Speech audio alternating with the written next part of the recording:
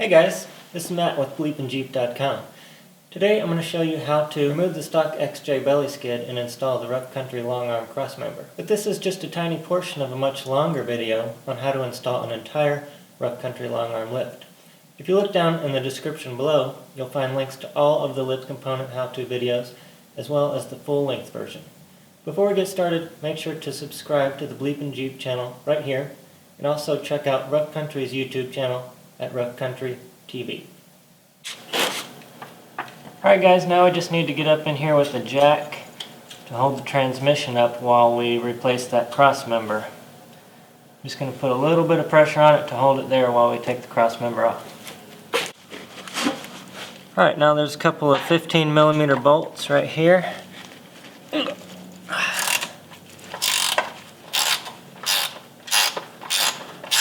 We'll take these out, the ones on the other side, and then there's 4 half-inch bolts under here holding the transmission up.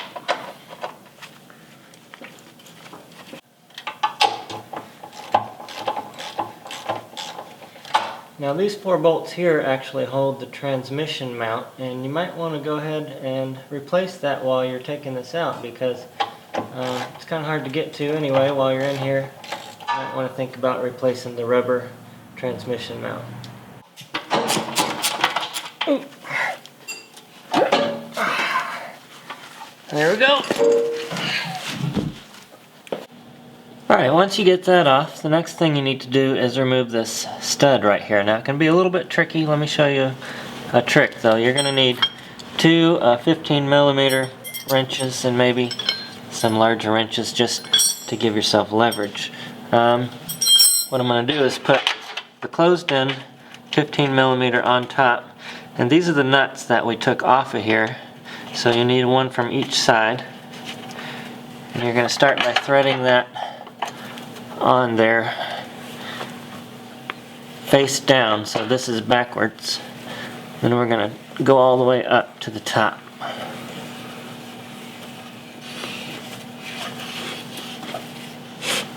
Alright, now we're going to take the other nut, put it on there correctly so that they face each other, and we're going to tighten that down.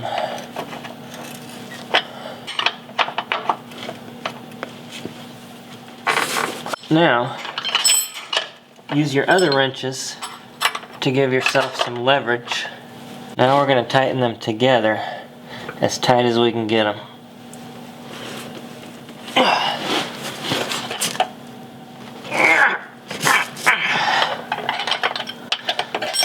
Alright, that's about as tight as I can get them without stripping them. Now, take that top one and we're going to rotate it backwards, and it should bring the stud out with it. Ow. Ouch.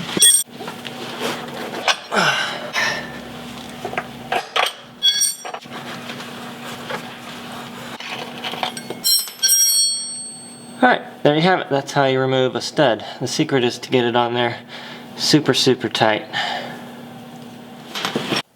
Now if you have an SYE, or if you plan to put one in, now would be the time to do it while you have that cross member off. That way you can get the transfer case out to do it, or you can drop the transfer case down and give yourself more room to put that SYE in. Now I've made a video on that. If you want to find it, just type in BleepinJeep SYE into Google or YouTube and it should pop right up. Alright, so now it's time to install the crossmember skid plate, and this is what is going to hold up your transmission and transfer case, and also it's going to hold your new long arms, your control arms right here. So what we're going to do is balance this carefully on a jack. This is where it comes in handy to have 2 floor jacks, because I've already got one under there holding the transmission up, and this one will hold the skid plate. It would also be good if you had a partner or a helper here at this point. So we're going to use 2 of the provided bolts to go right into the center holes right now, temporarily, and once we get there I'll show you the rest. Alright, let me show you what I've done here. I've got 3 threaded holes in the frame, so we're going to match those up with the holes in this cross member. Then I'm going to put the provided bolt and washer in the middle. And also I have raised up the transmission far enough to get the transmission mount out of the way for now so that we can get this in here. Once I do that, I'll be able to move the transmission around, line it up with the holes, and drop it through the holes and bolt that down as well. So for right now, I'm just going to tighten this up snug, not too tight, and that is a 17mm. Okay, once you get both sides snugged down, you're going to find this bracket, and this just goes right over the top. Then you're going to take your 2 bolts and snug this one down as well. We're going to take it off again so you don't have to tighten it all the way.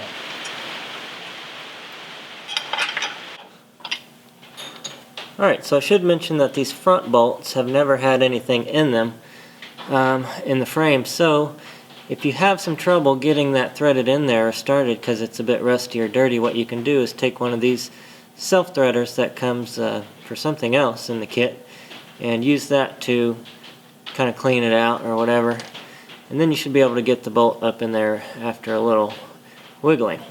Now we're going to drill a couple holes. So first I'll use a center punch to find the center right here and then just give it a good whack.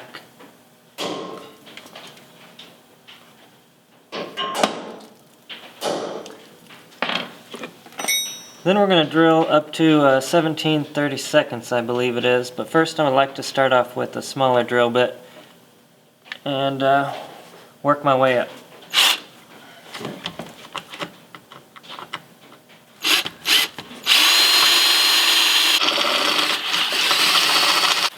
And for that largest size, you'll need your Big Bertha.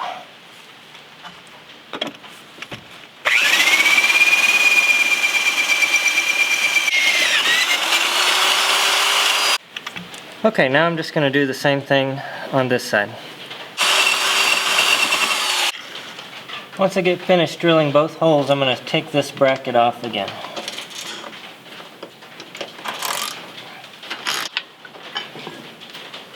Okay, now what we need to do is drill this top hole all the way through, but you need to be very careful because on the driver's side, on the inside of this rail, there is some fuel lines. So what I'm going to do is take this scrap piece of steel and put it up under here behind the fuel lines just to protect them when I first come through with that drill.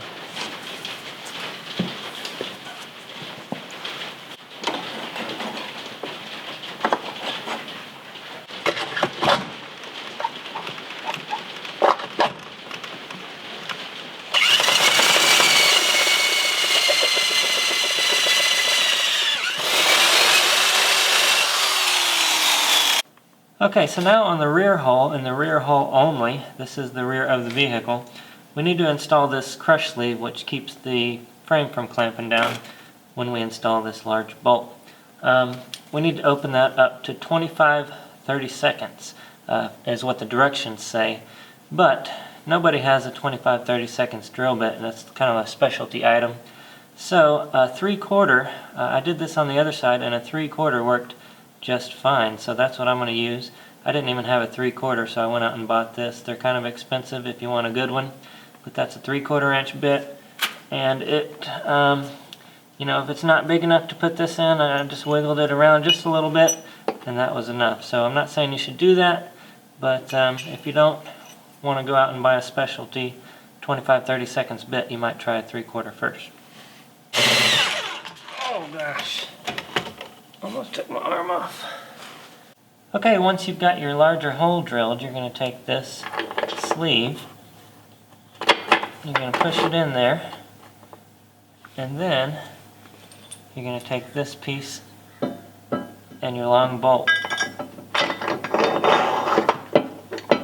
Push that through to the other hole on the back side. There we go. And on the back side here, I'll put a washer and that lock nut that comes with it. Now, once you get that situated, you'll also want to move your fuel lines and your brake lines out of the way. If you'll notice right here, there's a clip that and one of them's missing, so I can kind of move these around a little bit, and if you'll notice that's going to be rubbing right there. It's above it, but it's still going to rub. So what I'll do is I'll take some rubber hose and put around it, or if I can, I'll just bend it up out of the way. Maybe that'll work there. You just don't want it to be rubbing on that nut coming through. There's another clip over here that I can use to keep it up out of the way. There we go. And now I can reinstall these bolts for the brace at the bottom here. Alright, now here's where I'm going to have a little bit of a problem. Here's what I'm provided with for the nut on the back side of the front bolts. You've got a bolt and this nut that's welded to a flag, I guess you'd call it. Over here there's an opening, and this is why I recommend that you don't install your armor until last. I've mentioned that in one of my videos.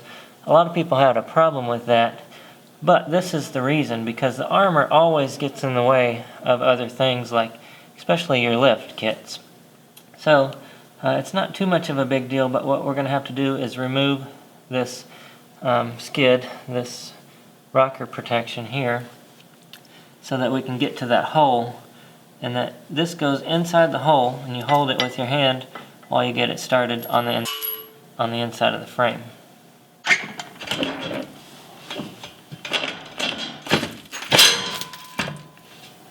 Okay, so I've unbolted the rock sliders and everything except for one bolt, and I've moved it all back.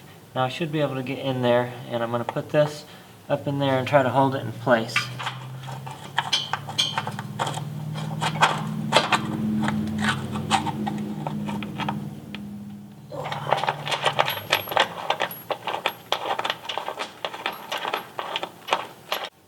There we go. Now I'm just going to tighten all these bolts down. I'm going to reinstall the rock slider, and I'll meet you back here when I'm done. Alright guys, once you get everything, both sides bolted down, what we need to do now is lower the transmission and the transfer case. If you'll see right here, there are 4 holes, and they're kind of oblong shaped, so they give you a little wiggle room back and forth.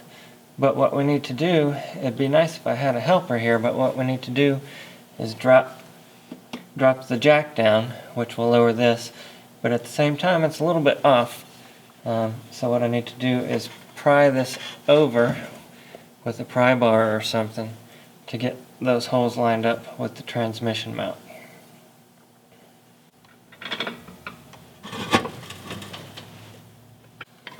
There we go. So, you probably can't see that, but what I did was I turned the jack sideways so that it would be able to roll in the direction that I needed it to move. Now I'll just put the stock nuts back on here, and we'll move on to the next part.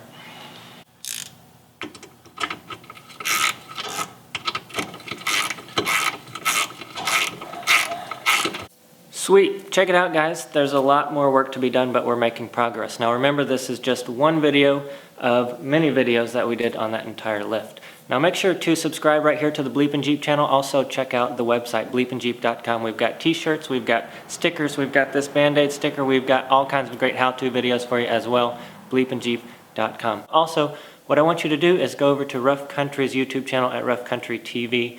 Subscribe over there, then let me know in the comments section that you have subscribed. Once you do that, Rough Country is going to give away a free $50 gift certificate, a t-shirt, and some stickers once a week. So make sure to subscribe over there to Rough Country TV. Leave your comments and questions below. I appreciate you guys watching, and we'll see you in the next video. Okay guys, I hope you learned something there. I want to thank you for watching, and thank you for subscribing and supporting the BleepinJeep channel. Now we've got a few options for you. First of all, these videos can be costly and take a lot of time to do. And if you want to contribute, you don't have to, but if you'd like to, the option for that is right over there. Also, we'd love for you to check out the t-shirt store. The link for that is right down there. We've got these t-shirts, this hat, and more at BleepinJeep.com/store or that link. Also, we'd love for you to subscribe to the YouTube channel. That option is right below. It's free.